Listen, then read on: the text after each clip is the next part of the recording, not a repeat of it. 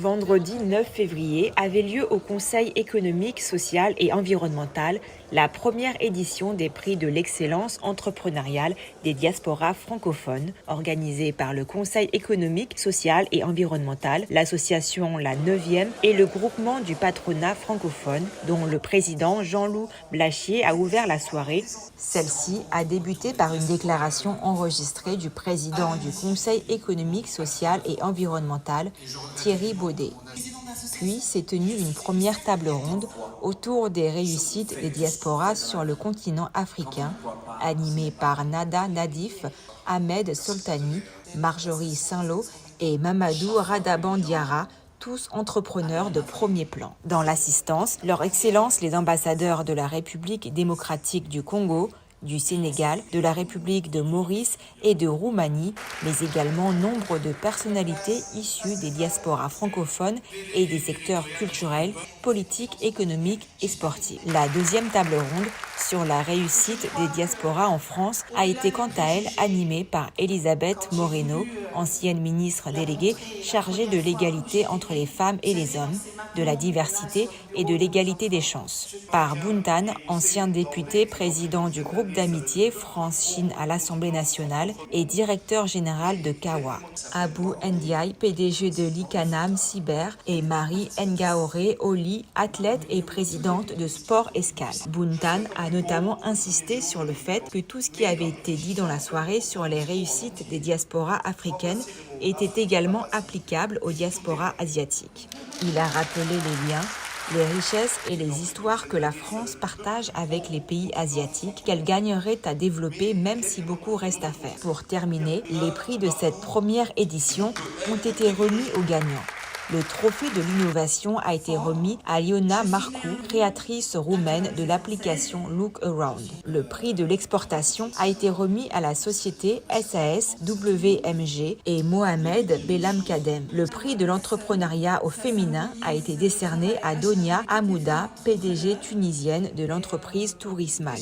Le prix de l'excellence sportive a été accordé à la volleyeuse franco-sénégalaise Fatou Diouk. Le prix de la paix a été décerné au cheikh Khaled Bentounès, initiateur de la journée internationale du vivre ensemble en paix. À son pays, qui est le Mali, et il va nous en parler. Il travaille dans le cadre du consultant, en tant que manager aussi de ses équipes. Il fait également de l'accompagnement de projets.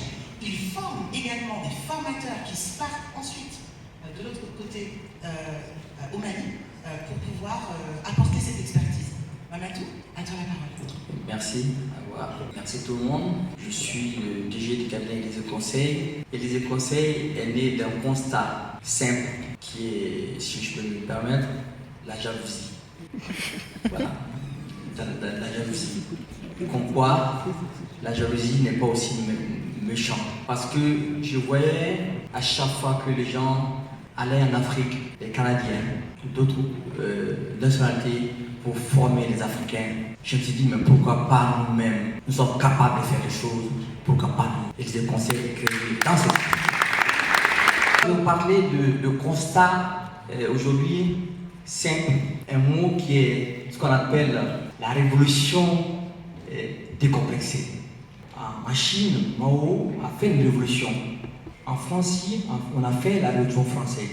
Aujourd'hui, l'Afrique a plutôt besoin que les hommes et les femmes prennent le destin de notre continent en main.